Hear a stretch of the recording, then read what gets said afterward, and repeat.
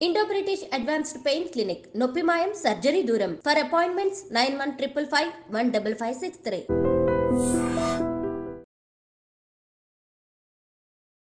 Hello and welcome to The Point.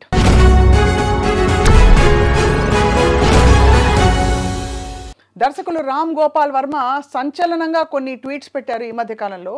దాని నేపథ్యం ఏంటంటే ఆయన ఎప్పుడో దర్శకత్వం వహించిన సత్య సినిమా మళ్ళీ రిలీజ్ కావడం అండ్ ఆ సినిమా చూస్తున్న సందర్భంలో ఆయనకి జరిగిన అంతర్మథనం, ఇన్ని సంవత్సరాలుగా సత్య లాంటి గొప్ప సినిమా తీసిన నేను దారి తప్పానా అని ఒక ఆత్మ పరిశీలనలోకి ఆయన వెళ్ళిపోవడం, తర్వాత ట్విట్టర్ ముఖంగా అందరికీ చెప్పడం, ప్రముఖులందరూ దానికి స్పందించడం, అసలు దేశంలోని అతి గొప్ప డైరెక్టర్ని అవ్వబోతున్నాను నేను అని ఆయన ప్రకటించుకోవడం అనేది ఇప్పుడు చర్చనీయాంశం అవుతుంది.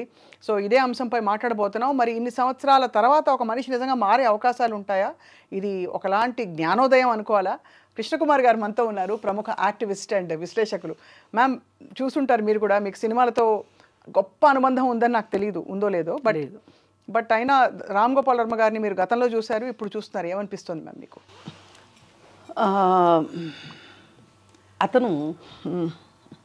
అతనిలో ఇద్దరు మనుషులు ఉన్నారు, అందరిలోనూ ఉంటారు, ఆయనలో ఇద్దరు ఉన్నారు. ఒక మనిషి ఏంటి అంటే, నేను ఇప్పుడు పాపులర్గా నా గురించి అందరూ మాట్లాడుకోవాలి అంటే నేనేం మాట్లాడాలి, నేను నా తెలివితోని నేను ఎలా ఉండాలి అనేది ఇంకొక మనిషి. ఇవి రెండు ఎప్పుడు డామినేట్ చేసుకుంటూ ఉంటాయి. సరే, ఒకప్పుడు సంగతి సత్య సినిమా. సత్య కంటే నా దృష్టిలో క్షణక్షణం గొప్ప సినిమా, గాయం గొప్ప సినిమా, అలా ఉన్నాయి కొన్ని సినిమాలు ఆయన. అయితే ఆ సినిమాలకి ఎందుకు ఈ మనిషి సర్కార్ ఒకటి గొప్ప సినిమా, నేను చూశాను సర్కార్, సత్య చూడలా. అయితే అలా తీయగలిగిన సత్తా ఉన్న వ్యక్తి ఇలా ఎందుకు, ఇలాంటి పిచ్చి సినిమాలు ఎందుకు తీశాడు అని మేము అంటుంటే ఆయన చెలించలా, ఒప్పుకోలా. నా ఇష్టం, నాకు ఇష్టమైంది నేను తీస్తా, మీకు ఇష్టమైతే చూడండి, లేదా చస్తే చావండి, మూసీలో మునగండి అన్నట్టు మాట్లాడాడు ఆయన. ఏందాయన, ఎంత మంచి సినిమాలు తీసావు, ఒక్కసారి నువ్వు తీసిన సినిమాలు నువ్వు ఒక్కసారి చూసుకో అని కూడా వీడియోల ముఖంగా కూడా అంటే ఆయన వరకు చేరినయో చేరలేదో, చేరినా కానీ పట్టించుకొని ఒక మామూలుగా అయితే మురుకులు అంటారు, లేదు అనుకుంటే ఆయన చుట్టూ ఒక దుర్భేద్యమైన ఒక కోటను కట్టేసుకుని ఆ కోటలో ఆయన ఉంటూ ఆయన ఆలోచించిందే కరెక్టు, ఆయన ఎవరినైతే కలుస్తున్నారో వాళ్ళే కరెక్టు, ఆయన ఏం చెప్తారో అదే కరెక్టు, ఆయన ఏం తింటారో అదే కరెక్టు, ఆయన ఏం తాగుతారో అదే కరెక్టు. అలా ఆయన ఒక రకంగా ఒక సగం రోజుని విశృంఖలంగాను, ఇంకొక సగం రోజులు ఆయన అనుకుంటున్న క్రియేటివిటీలోనూ ఆయన బతికాడని నేను అనుకుంటున్నా. ఎందుకంటే పూర్తి విశృంఖలమే అయితే గనక అలా ఒక సామ్రాజ్యాన్ని సృష్టించుకునే అవకాశం ఉండదు. ఇప్పుడు డెన్ ఉంది, డెన్కి నేను కూడా వెళ్ళా ఒకసారి, ఇంటర్వ్యూ కోసం కాదు, యాక్చువల్లీ వీధి కుక్కలు కరిసి ఒక బాబు చనిపోయాడు. అవును, ఆ సందర్భంలో ఈయన చేసిన ట్వీటు చాలా చాలా ఏం చెప్పాలి, బాధ్యతారాహిత్యంగా ఉంది. ఆ ట్వీట్ ఏంటి అంటే, ఈ కుక్కలన్నింటినీ తీసుకెళ్ళి విజయలక్ష్మి గారి ఇంట్లో వదిలిపెట్టండి, మేయర్ ఇంట్లో వదిలిపెట్టండి అని చెప్పి ఆయన ట్వీట్ చేశారు.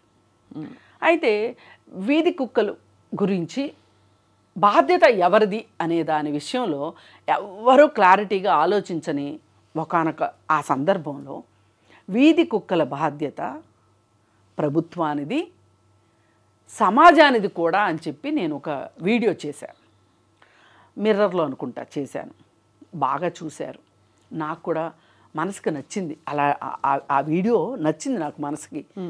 అయితే సమాజానిది ఎందుకు బాధ్యత అంటే, ఈ సమస్త జీవరాశులుది ఈ సృష్టిలో ఉన్న సమస్త జీవరాశులది ఈ ప్రకృతి అందరిది. మనం కూడా ఒక 60 ఏళ్ళలో, ఒక 30 ఏళ్ళలో, ఒక 20 ఏళ్ళలో బతికి వెళ్ళి చనిపోయేవాళ్ళమే. అవును, అంతేగాని ఎవ్వరూ ఇక్కడ ఈ భూమి ఉన్నంతకాలం, ఈ సృష్టి ఉన్నంతకాలం పాతుకుపోయే వాళ్ళు ఎవరూ లేరు. అలాంటప్పుడు మనకున్న హక్కు ఏదైతే ఉందో, వేరే జీవరాశులకు ఎందుకు లేదు అనే విషయంలో, పైగా ప్రకృతి వైవిధ్యం చాలా అవసరం. అన్ని జీవరాశులు ఉండాలి ప్రకృతిలో, డైవర్సిటీ ఉండాలి అనే విషయంలో నేను ఆయనతో మాట్లాడడానికి వెళ్ళా. ఓహ్, అప్పుడు వెళ్ళారు డెన్కి? నేను వెళ్ళాను ఆయన డెన్కి. షాక్ అయ్యారా డెన్కి వెళ్ళి మీరు? అది నేను అంత పట్టించుకోలే. నా ఉద్దేశం ఏంటి, నేను అక్కడికి వెళ్ళింది ఆయనతోటి సమాజానికి, అంటే ఆయన ఇన్ఫ్లుయెన్సర్, అవునన్నా కాదన్నా, మీకు నచ్చినా నచ్చకపోయినా ఆయన ఇన్ఫ్లుయెన్సర్, ఆయన మాట వినే మనుషులు ఉన్నారు. అవునవును. అందుకోసమని నేనేం చేశానంటే, ఏమండి ప్రతి కాలనీలో తొట్టులు పెట్టమని చెప్పండి మీరు. అలాగే ఒక ప్లేస్ని గుర్తించి ప్రతి కాలనీలోనూ లేదంటే ప్రతి బజార్లోనూ ఒక ప్లేస్ పెట్టి ఆ ప్లేస్లో ఫుడ్డు నీళ్లు ఉంటే వీధి కుక్కలు అక్కడికి వెళ్ళి ఫుడ్ తింటాయి, అక్కడ నీళ్లు తాగుతాయి. అవి మనుషుల్ని చంపటానికి ఉన్న కుక్కలు కాదు. అవి వాటి అవసరాలు వాటికి తీరనప్పుడు, అవి ఎక్కడైనా దొరుకుతుంది అన్నప్పుడు ఎగబడతాయి తప్పితే వాటి ఫుడ్ వాటికి ఇస్తే, ఒక మనిషి ఒక్కసారి ఫుడ్ పెట్టారంటే జీవితంలో మర్చిపోవు. ఒక్కసారి మన వాసనని చూసినవి అంటే అవి మర్చిపోవు జీవితకాలం. కొంచెం నిమిరినా కొంచెం నీళ్ళు ఇచ్చినా అవి హామ్ చెయ్యవు అసలు. అంటే మీరు అప్పుడు వెళ్ళడానికి ఉద్దేశం ఏంటి? ఆయనతో మాట్లాడి ఏమి సాధిద్దామని? మీరు ఒక వీడియో చెయ్యండి దీని మీద. ఏమనంటే, కుక్కలు కూడా మన సమాజంలో అంతర్భాగమే అని చేయమని అడగడానికి వెళ్ళాను. వెళ్ళి కాలనీలు వాళ్ళందరికీ ఇలా నీళ్లు ఫుడ్డు ఇవ్వండి. ఇది యాక్చువల్లీ ప్రభుత్వం చెయ్యాలి. ప్రభుత్వం చెయ్యనప్పుడు, చెయ్యదలుచుకోనప్పుడు ప్రజలే స్వచ్ఛందంగా చెయ్యాలి అనే ఉద్దేశంతో నేను ప్రభుత్వాన్ని చేయించుదాం, దానికి టైం పడుతుంది. కానీ ఒక బజార్లో ఒక గవర్నమెంట్ నుంచి ఒక ఎంప్లాయీ వచ్చి ఫుడ్డు నీళ్లు ఇచ్చే లోపు ఆ రోడ్లో ఉన్న మనుషులు చేయడం చాలా ఈజీ కదా. ఇది చెప్పడానికి వెళ్ళినప్పుడు ఆయన ఎలా స్పందించారు? ఆయన నేను తప్పకుండా చేస్తా అన్నారు కానీ చేశారని నేను అనుకోలేదు. అంటే మరి చేశారేమో, నేను అది గమనించలేదేమో. అయితే నేను అసలు వీధి కుక్కలు అలా ఎందుకు ప్రవర్తిస్తాయి అనే దానికి కూడా నేను ఆయనకి చెప్పాను. ఏమనంటే, వేసవి కాలం నీళ్లు లేనప్పుడు అవి డీహైడ్రేట్ అవుతాయి. అవును, మనుషులు ఎలా అవుతారో కుక్కలు కూడా అవుతాయి. అయినప్పుడు వాటికి ఒక రకమైన మెంటల్ ఇంబ్యాలెన్స్ వస్తుంది. ఆ ఇంబ్యాలెన్స్లోనే అవి కరవటాలు అవి చేస్తాయి. పైగా ఒక పెద్ద వ్యక్తి ఒక ఫుడ్ ప్యాకెట్ పట్టుకెళ్తున్నాడు అనుకోండి, అతని వెంట ఒక కుక్క ఎప్పుడు పడదు. ఒక చిన్న బాబు ఆ రోజు ఫుడ్ తీసుకెళ్తున్నాడు, జరిగిన సంఘటన. అవును, ఇది అర్థమైంది. ఆ చిన్న బాబు మీదకి వెళ్ళింది. అందుకని నేనేమంటున్నానంటే, వాటి కనీస అవసరాలు. ఓకే, ఇది అర్థమైంది. మీరు ట్వీట్ పెట్టడానికి వెళ్ళారు అక్కడికి అని వెళ్ళాను. వెళ్ళినప్పుడు డెన్ చూశాను, ఆయన మాట్లాడిన విధానం చూశాను. అందుకే ఆయనలో ఇద్దరు మనుషులు ఉన్నారని చెప్పాను. లేకపోతే నేను చెప్పేది ఎంత బాగా రిసీవ్ చేసుకున్నారో.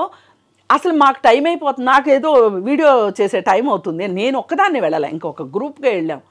ఆయన మాట్లాడుతూనే ఉన్నారు ఎన్నో విషయాలు. ఆయనేమి నాకు అసలు మనుషులు అక్కర్లేదు, నేను ఒక్కడిని బతకగలను అనే టైప్ కాదు అని ఆయన ప్రొజెక్షన్ ఇస్తాడు ప్రపంచానికి. కానీ ఆయన అలా కాదు. అందుకోసమే నేను ఆయన ఎక్కడో మిస్గైడ్ అయ్యారు జీవితంలో అని నేను అనుకుని ఆ మిస్గైడ్ అవ్వడంలో ఏంటి అంటే, సక్సెస్ వల్ల అవుతారు కొంతమంది మిస్గైడు. అవును, ఊహించిన సక్సెస్. ఒకరోజు ఆయన చెప్పింది ఏంటి, అన్నపూర్ణ స్టూడియోలో శివ సినిమాకి నేను డైరెక్టర్ని ఆ అవకాశం తీసుకుంటానికి ఆయన ఏమేమి చేశాడో, ఏమి జిమ్మిక్కులు చేశాడో కూడా చెప్పాడు. నాగార్జున గారు ఒప్పుకున్నారని వెంకట గారు ఒప్పుకున్నారని నాగార్జున గారికి. మార్కెటింగ్ ఇలాగే ఉంటుంది. నేను మార్కెటింగ్లో ఉన్నాను కదా, నేనేం చేస్తానంటే ఒకరికి చెప్తాను తీసుకోండి అని, ఆ తర్వాత ఇంకొకరి దగ్గరికి వెళ్తాను, వాళ్ళకి చెప్తాను, ఏం చెప్తానంటే వాళ్ళు తీసుకున్నారు, వీళ్ళు చెప్తాను, వీళ్ళు తీసుకున్నారు. అది ఒక మార్కెటింగ్ టెక్నిక్. మనకి పని జరగాలి, మనమేమీ మోసం చేయట్లా. అక్కడ ప్రోడక్ట్ అమ్ముతున్నాం. అల్టిమేట్గా వాళ్ళు తీసుకున్నారని చెప్పినా, వీళ్ళు తీసుకున్నారని చెప్పినా ప్రోడక్ట్ నచ్చిందే వాళ్ళు తీసుకోరు. కాకపోతే ఏంటి అంటే, వాళ్ళని కొంచెం ఒక మెట్టు ఎక్కించడానికి పనికి వస్తుంది. ఆయన అదే పని చేశారు. అంత కష్టపడి సినిమా ఫీల్డ్లోకి వచ్చి అన్ని మంచి సినిమాలు చేసి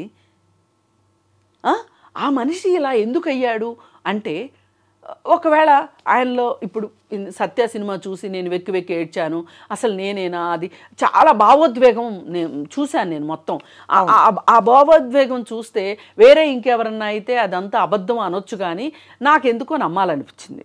మొదటి మాట, నమ్మకూడదు అని ఎవరన్నా అనుకుంటే అది వాళ్ళ చాయిస్. ఇప్పుడు నేను ఒక గొప్ప విషయంతో పోలుస్తా ఈ విషయాన్ని. అశోకుడు ఉన్నారు, ఆయన కత్తి ఏ రోజు రక్తం ఎండల, అవును, యుద్ధాలు చేస్తూనే వెళ్ళారు, సామ్రాజ్యాలు జయిస్తూనే ఉన్నారు. కానీ ఒకానొక సందర్భంలో కళింగ యుద్ధంలో ఆయన ఆ రక్తపు టేరులు, ఆ తెగిపడిన తలలు, ఆ మృత కళేబరాలు అవన్నీ చూసిన తర్వాత ఆయన నేను ఇంక యుద్ధాలు చెయ్యను అని అనలా, ఏం చేయాలో ఆలోచించాడు. ఇప్పుడు యుద్ధం మానేయడం కూడా ఒక పనే, మంచి పనే, కానీ దాన్ని మించి ఏం చేశారు ఆయన, శాంతి సూత్రాన్ని ప్రవేశపెట్టారు. ఈవేళ మనము అశోకుడు అనగానే రెండు విషయాలు మనకు గుర్తొస్తాయి. రోడ్ల వెంట చెట్లు నాటించను అనేది ఒకటి గుర్తొస్తుంది, రెండోది కళింగ యుద్ధం వల్ల ఆయన మానసిక పరివర్తన జరిగి ఆయన శాంతి వైపు శాంతి కాముకుడిగా అయ్యాడు. ఒకే మనిషిలో రెండు చూసామా లేదా? అవును. అలాగే ఒక పచ్చి దొంగ వాల్మీకి కదా, ఆయన అన్నీ మానుకుని మరి రామాయణాన్ని రచించాడా లేదా? అవును. అంటే మరి ఈయన మారడం అని ఎందుకు అనుకోవాలి మనం? అంతే కదా. ఒక్కవేళ మారలేదు అనుకుందాం, మళ్ళీ అలాగే చచ్చు పుచ్చు సినిమాలు తీసారే అనుకుందాం, నాన్న పుల్లి కథ అవుతుంది, అంతకంటే ఏం కాదుగా. ఇప్పుడు నమ్మితే తప్పు లేదు, నమ్మకపోవడం తప్పు. అవును, కరెక్ట్. నమ్మినందువల్ల పోయేదేమి లేదు. ఆయన నిరూపించుకుంటారా, నిరూపించుకోరా? అసలు నేను ఏ సినిమా తీసినా సత్య లాంటి సినిమా రాలేదు కాబట్టి నేను అసలు సినిమాలే తీయను అని అనుకుంటారా? ఏది అంతే కదా, ఏది పెద్ద విషయం కాదు. కానీ ఆయనలో ఉన్న ఒక స్త్రీల పట్ల ఉండే, స్త్రీని కేవలం సెక్స్ సింబల్గానే చూసిన సందర్భాలు మనం కొన్ని డిబేట్స్లో చూసాం. అవును. జిఎస్టీ సినిమా తీయడం కావచ్చు, ఇంకొన్ని సినిమాలు కావచ్చు, ఏవైనా సరే ఆటల విషయంలో కూడా ఖచ్చితంగా ఆయనలో మార్పు వస్తుంది అని నేను నమ్ముతున్నా. ఎందుకంటే ఇంత మంచి ఇన్ఫ్లుయెన్సరు, ఇప్పుడు డబ్బు లేని వాడిని దానం చేయమని ఎవరు అడగరు. అవును. తిట్టరు ఎవరు. డబ్బున్నవాడు దానం చెబితే వీడికేం పోయేగా వచ్చింది అంటారు. అలాగే తెలివి ఉన్నవాడు తెలివి చూపించకపోతే ఆ తెలివిని ఏం చేసుకున్నాడు, దేవుడు నీకు ఇంత తెలివిచ్చింది ఎందుకు అంటారా లేదా? అంటారు. ఆయన దగ్గర ఒక సృజనాత్మకత ఉంది, ఒక సమయస్ఫూర్తి ఉంది, అలాగే నిజాయితీ కూడా ఉందండి. అది నేను అంటే నిజాయితీని ఏ కోణ నుంచి అంటే ఆయన ఎప్పుడు దాచుకుని పెద్ద మనిషిలా నేను ఉంటాను అని కనిపెట్టుకుని చాలా మంది లాగా పెద్ద మనిషి ముసుగేసుకుని వెనకాల ఏదో పనులు చేసేవాళ్ళు చాలా మంది చూసుంటారు. మీరు కూడా చూసుంటారు కదా, మీరు కూడా మీ అపారమైన ఎక్స్పీరియన్స్ లో. అంటే అలా కాకుండా ఎవరు బయటికి వెళ్ళక్కల, సినిమా ఇండస్ట్రీలోనే బోల్డ్ మందిని చూస్తున్నాం అట్లాంటి వాళ్ళని. అంటే వాళ్ళు నొచ్చుకుంటారు. ఎందుకు ఇండస్ట్రీ మొత్తాన్ని అనట్లా, నేను ఇండస్ట్రీలో వ్యక్తులను అంటున్నా. కొంతమంది నాకు హక్కు ఉంది. ఏ సినిమా అంటే ఆ సినిమా తీసి డబ్బుల కోసం జనాలను ఎత్తినేసి రుద్దుతున్న వాళ్ళని నేను అనకుండా ఎందుకు ఊరుకుంటాను అంటాను ఖచ్చితంగా. అయితే అలా ఆ కోణ నుంచి చూస్తే నేను తీసేది నచ్చితే చూడు లేకపోతే లేదంటారు. రెండోది నేను ఫలానా అని ముందే ఒప్పుకుని ఆయన అక్కడ నిజాయితీ అన్నంత తప్ప మరో విధంగా కాదు. Continue ma'am. అయితే మీరు అండం ఏంటంటే ఇవన్నీ ఉన్న వ్యక్తిలో మార్పు రావడం కూడా ఒక సహజమైన పరిణామం అంటారు. ఖచ్చితంగా. ఎందుకు రాదు? అలెగ్జాండర్ చెప్పలా? జగజ్జేత అలెగ్జాండర్ ఏం చెప్పాడు? నేను మోటివేషనల్ దీంట్లో ఎవరికన్నా ఏదైనా చెప్పేటప్పుడు, పిల్లలకి వాటికి ఏదైనా చెప్పేటప్పుడు నేను ఇవే ఎగ్జాంపుల్స్ చెప్తా. ఆయన ఏం చెప్పాడు? నేనేం తీసుకెళ్తున్నా, ఏమీ తీసుకెళ్ళట్లా, ఖాళీ చేతులతో వచ్చా, ఖాళీ చేతులతో వెళ్తున్నాను, అందుకే నా 2 చేతులు పైన పెట్టమని చెప్పి చెప్పాడు. అలాంటి ఒక ట్రాన్స్ఫర్మేషన్ జరగదని ఎందుకు అనుకుంటున్నారు? మన కళ్ళతో మనం చూస్తున్నాం, గొంగళ పురుగు సీతాకోక చిలుక అవటం, సీతాకోక చిలుక గొంగళ పురుగు అవటం. ఇప్పుడు అయితే సీతాకోక చిలుకగా మారబోతున్నారు రామ్ గోపాల్ వర్మ గారని మీరు నమ్ముతున్నారు?